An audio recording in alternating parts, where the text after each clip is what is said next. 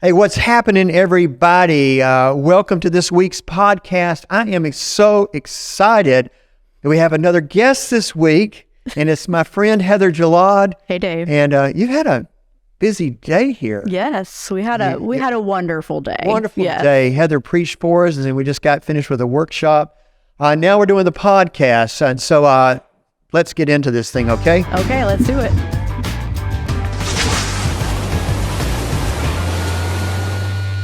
All right. So, Heather, how are you, man? I've used a lot of words today. You used a lot of words today. You all right? My husband will be like, yay, she's quiet when she gets home. That's right. Well, I want to go back to the sermon this morning. And we're going to talk about fresh expressions before we get done today. Yes, it's one of my favorites. Yeah. I think so. So we'll get to that. But I want to talk about your sermon because it was outstanding. Oh, thank you. It really was. As preacher to preacher, good work. Thank you, sir. Wow, that's a big compliment. It was good work. Great exegesis. I was on board, on the edge of my seat the whole time. If you haven't watched it, you can watch it. It's streaming. It's on our Facebook page and YouTube and on our website. So it's worth watching this week, truly. I go back and watch it. So, There's a lot of this going on, too. So you preached from, what the title of your sermon was? It is finished, but it's not over. But it's not over. Yes. Yeah, you tried to get that call and response thing. I tried, you know. I mean, it works better in different contexts, I'll be honest. It didn't. Yeah. I never really got on board with that. But you were preaching, I think, from the end of John chapter 20. Yes. And I love the things you said about that. And it's almost like that's where it feels like feels like it's coming to a stop. Right. It's And like, so John 20:30 essentially says that, you know, there are many other things that Jesus did and said, but too many to be written here. Yeah. But what has been written here is so that you would believe. Okay, so we would think that would be the end. Yeah. And yet there is a chapter 21. Yeah. It's like, and I'm glad that there's a chapter 21. Me too. So good stuff. Yeah. But it's sort of like, you know, the Lord of the Rings, and it has like 5 endings. Mm-hmm. It's like, okay, there's the ending, there's the ending. There's a lot of, so there's like, you see the airplane coming in and, it took off again. And so a lot of your content came out of 21. So tell us that story for those who may not know it. Yeah, so 21 essentially says that, after this, in some translations, that all of a sudden, it's finished, but it's not over. But wait, there's more. Jesus appears to his disciples again for the third time, it says, since the resurrection. And they're out fishing. Simon Peter has said, I'm going fishing. Some of the disciples said, we're going with you. Yeah. So they're back out there fishing. They're catching nothing. Yeah. And all of a sudden, the day begins to break. And I love John. He wrote the gospel, and he, of course, has to tell that he recognized that it was Jesus. Right. Nobody else knew it was Jesus. It also outran Peter to the tomb. Yeah. Oh, John, God bless the beloved. Yeah. So he, there's somebody on the shore. Mm-hmm. John recognizes him as Jesus, and they haven't caught anything, and the man on the shore says, have you caught nothing, essentially, and try casting the net on the other side of the boat. Right. They say, we've been fishing all night, we've caught nothing. And Jesus says, professional fishermen. Yeah. We know how to do this. Yes, sir. Okay. Yeah.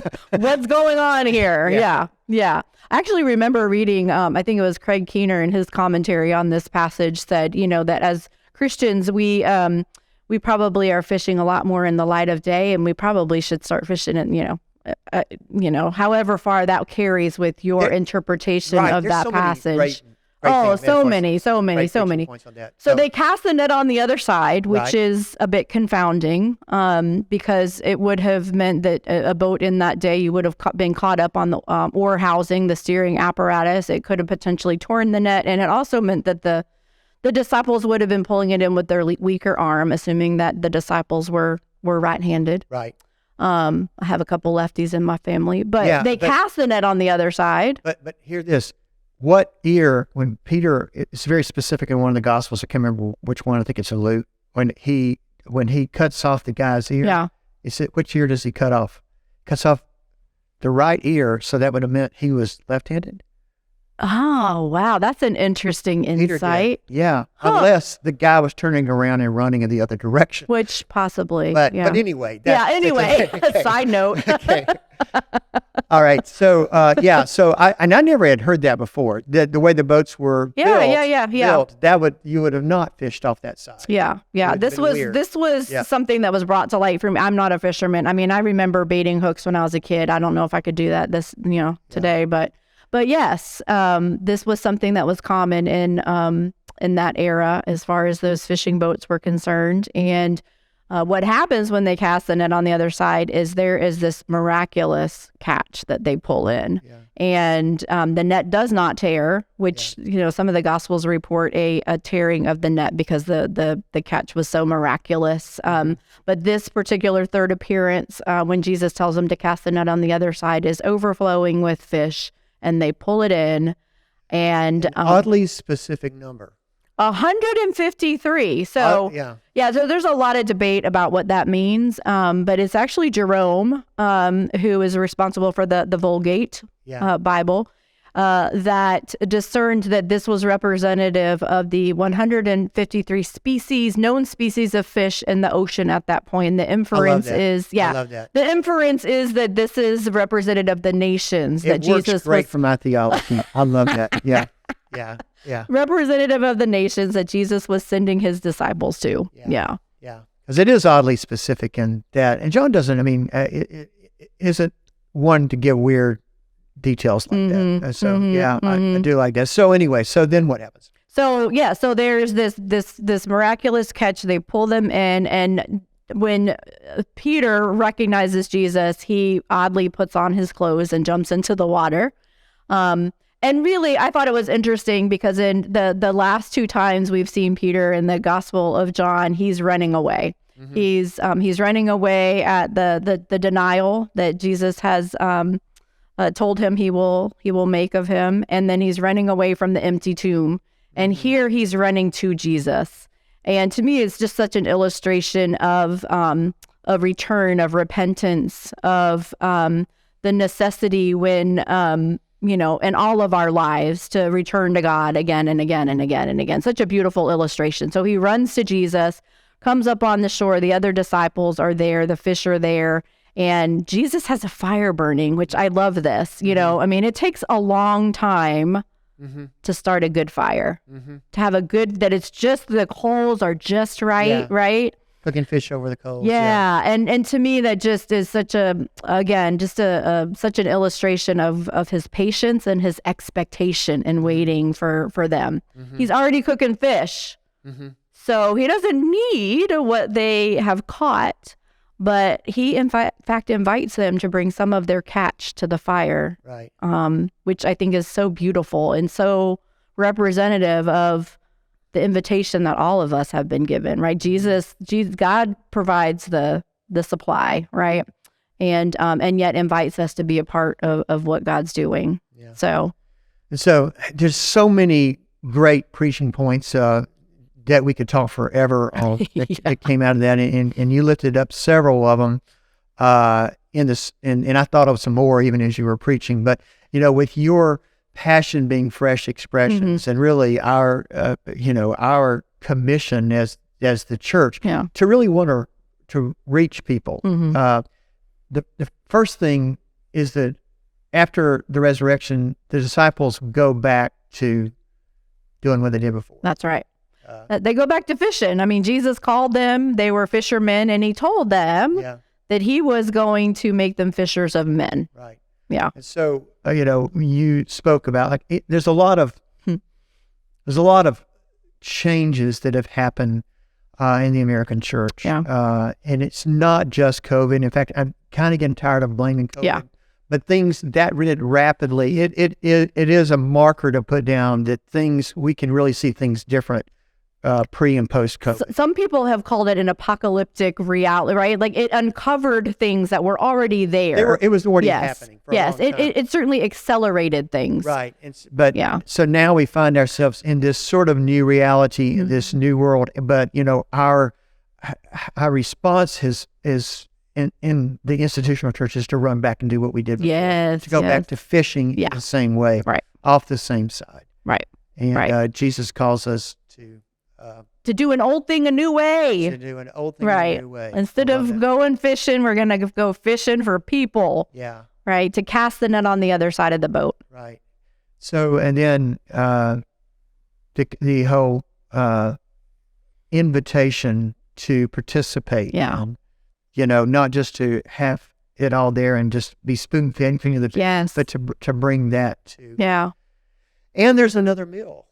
Yeah, there's another meal. I feel like it's almost like, the John 21 is called an epilogue Yeah, by most biblical scholars. It's called an epilogue. It's a reiteration. There's so many echoes in that particular chapter of Yeah. what's already happened. yeah, The place where this first breakfast is happening, if you will, with the disciples is the same place where there was the miraculous multiplication of the loaves and the fish. right. Again, bread and fish, and they sit down and they share this meal of bread and fish. I see it kind of as a recommissioning of sorts. Yeah, but Yeah. but just a meal. So one of the connections that I make with you, and we've talked a little bit about this before, maybe we can flesh it out a little more here, or maybe just do an entire podcast on it, Yeah. is that the tremendous metaphors that could be drawn out of that, and the whole culinary arts thing, and just what happens around tables, and the life that is shared, the bread that is broken is more than just eating. It is community life. That's why we call it communion or community table. But for them, it was started off as a real meal. So It's one of the most human things we do, right? I Right. mean, everybody has to eat. several times a day. Yeah, the table is such a place of connection and common ground Yeah. for all of us. Yeah. I know that, those are the table's often the place, and unfortunately, I feel like this is getting lost to some degree in our culture, right? But the table is often the place where we celebrate, Yeah. where we kind of share the highs of our lives, the lows of our lives, where we just talk about everyday life. Right. Oftentimes I was a bit rigid about our own table practices with my kids growing up. We always, I said, we will sit down at a table and eat together at least 3 nights a week. Yeah. That's awesome. Yeah. Because as we were raising my kids, I was very busy. My wife was very busy, and we used to say if we didn't have a drive-through, that was so many of our meals. Yeah. And yet somehow in that, my son connected with the importance of, the whole culinary. He went to culinary school. Yeah. And if you sit down and talk to him about what he really tries to accomplish with what he does, it is that sort of building community, creating those spaces, creating comfortable food, nice food, celebratory. And I watch them, and I would love to get we haven't talked about that. I would love to hear your insights into, because you come out of a culinary background too. Yes. It is. I watch him and his wife and my son-in-law and my daughter, and so they'll come to our house for like the holidays or something, and they'll go out maybe to a farmer's market, buy all this food. They'll come home, and then they'll cook it, and it'll take hours. Yeah. And they'll mess up every surface in the kitchen. and then they'll eat it and then clean it up, and they're visiting, and there's community happening and love and friendship and all this stuff, and to just sit there and watch that, it just That's so good. Yeah. This whole moving from fast food to there's a whole slow food movement. Yeah. I'm all about the slow food. Anything that causes you to linger longer, and I mean slow food and how it's raised and how it's produced and all of those kinds of things. Slow food and the amount of time that it takes to prepare it, but also for me, it's how long it takes to eat it. So like I love some peel and eat shrimp, some crab legs, some fondue, anything where you have to sit and linger longer. Yeah. Moved to the back to the Gwinnett area the last couple of years, and was introduced to hot pot and Korean barbecue. I mean, sign me up for that. Again, it is an event The Right. meal itself is a whole event, right? And you're preparing that very together, interactive and talking participatory. and visiting and all of that. So where does the church, I mean, how does that model the church? Yeah, no, I mean, I think it speaks to the priesthood of all believers, right? It speaks to the gifts that have been given to everyone and everyone using those gifts together to be attentive to the Great Commission and the Great Commandment, and that none of us needs to act as a solo heroic leader. None of us is supposed to do all the things. And I think a lot of times this is certainly true of the church, that, you know, and kind of how the institution has developed over time. More and more folks rely on the professionals to do the work of the church, right? The professionals, you and I, the people that have the seminary degrees, and they count themselves out. They, you know, when the scriptures tell us that everybody has been given gifts. And all of those gifts, I mean, I love all of Paul's references to the body of Christ, whether it's 1 Corinthians 12 or Romans 12 or Ephesians 4, all of these different gifts that have been given. I gravitate particularly toward Ephesians 4, where he talks about the apostles, prophets, evangelists, shepherds, teachers, and that all of those gifts are meant to be utilized for the maturing of the church, for the growing up of the church. And when I hear that, when I read that, and then I read Jesus's words to the disciples when he asked them, "Have you caught nothing?" Right. Children, he says, "Children, have you caught nothing?" Yeah. Some translations, I think probably the King James calls them lads. Like, and I can't help but think, because this is how Heather Gillard thinks, it's time to grow up, boys. Yeah. You know, it's time to grow up. It's time for us to live into those gifts that God has given us, for all of those gifts to be deployed for the work of the church, for us to recognize that the priesthood that we've all been called to be a part of, and how those gifts might be utilized. I mean, you have gifts I don't have. I have gifts you don't have. Everybody sitting in our church buildings on Sunday morning. And I actually have heard somebody argue that the church has not grown up into its maturity because there are gifts that are not represented in our buildings, in our bodies, that are out there. Sure. And that we need to have a sense of urgency about those. And I'm big about around the table with the different gifts and also the different perspectives on things. Oh, yeah. You know, and Nick and I have actually maybe talked about this in a podcast. If I were to put like your water bottle in the middle, we're looking at the same thing from a different way. Mm-hmm. And so the Native Americans have this thing about circles, right? And they stand in community around the circle with everybody looking in. But there's a respect around the circle that no one's your perspective is no greater than mine. Right. Our mine's not greater than yours. Right. Right. I'll say you're looking at it wrong. Right. You know, it takes all, and it's the same thing with the gifts. I mean, we're incomplete. As Paul's, writings about, what the toe says to the foot, or the knee, I don't have need of you. We need all those things. Yeah, well, it's like a really bad recipe if you don't have all of the flavors in there, right? Right. Yeah, and going back to the table and food and what happens there. I mean, I married a man who was born in England, whose dad is a Syrian, born and raised in Damascus. Mom is a German, born and raised in Germany. I had very little exposure to Arabic food, very little exposure to German food. Yeah. And now these are things that are just a part of who I am and a part of how I cook and the flavor profiles and just how that has grown and developed over time. Yeah. And that you never knew before. No, never knew before. But it's a beautiful, tasty thing. Yeah. Yeah, it is, and that's why drawing the table bigger. Yes. Including more people. Yes. And so what. I guess we need to get back to the sermon. and so you're. We're talking about that, Dave.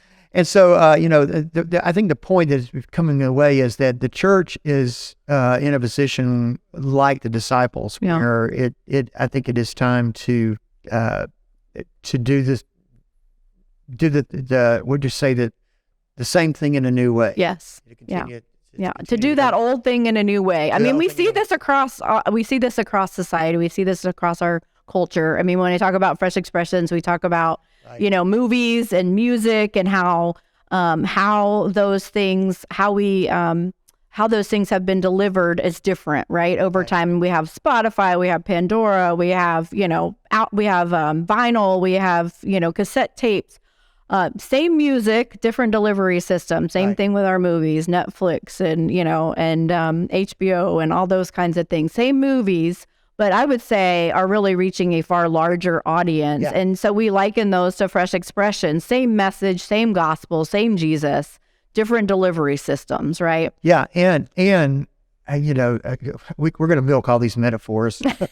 I love a good metaphor. Okay, so the idea is that like we're getting music differently over the years. Yes. But now there's a renaissance back to vinyl. Yes. But it's from people that were probably exposed to it through Spotify or potentially maybe iPods or something. But yeah, this is a renaissance back. So, maybe some of the traditions of the church that we fear are going to be lost. That's good. Because it's only being delivered in a certain way that there's going to be an appreciation for. But the people have to have that delivery to them. Yeah. In order to regain that appreciation. It's literally meeting people where they are. Exactly.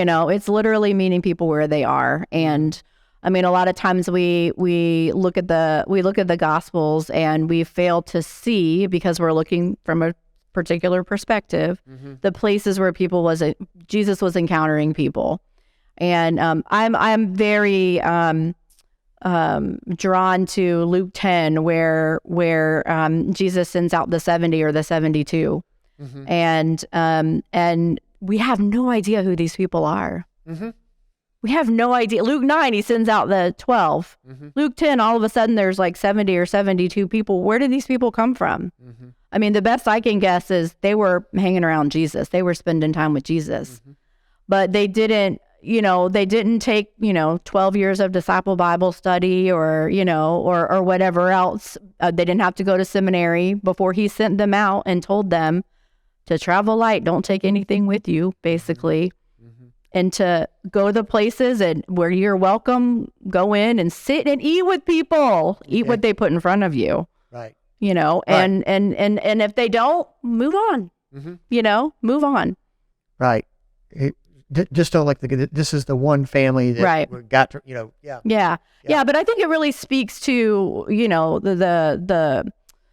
the epilogue of John 21 speaks to this lost sense of urgency that I think we have as the church, where we come to church, we worship together as a community, and then we go on with our week. Maybe we are a part of a small group or a Bible study. That's great. But, stats tell us more and more that the longer we're in the church, the more we only are doing church things with church people. Yeah. And that diminishes the possibility of being in these Great Commission environments, if you will, that we've all been sent on.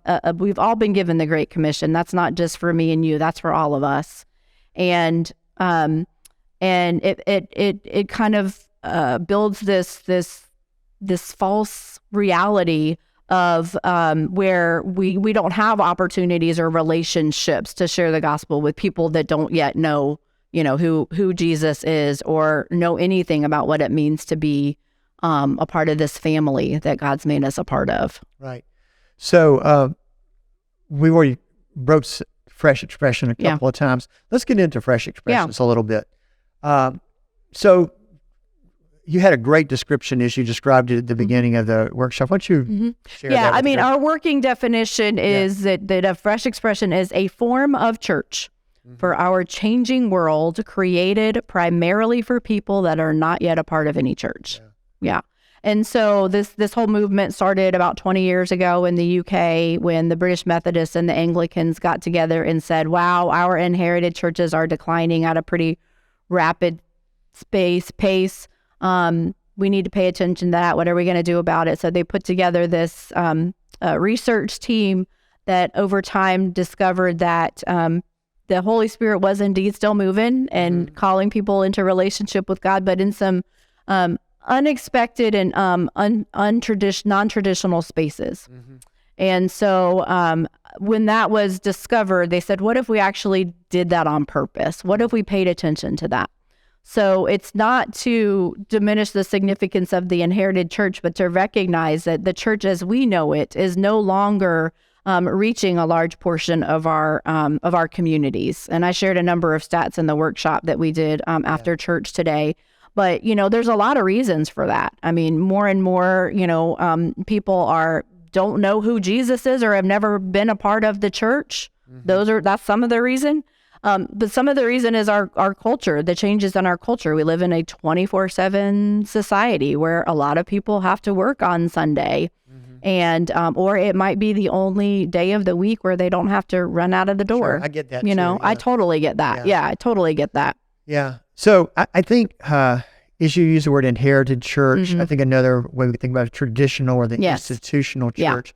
And I one of the things, I was getting acquainted with Fresh Expressions maybe 5 years ago when first one of these I heard.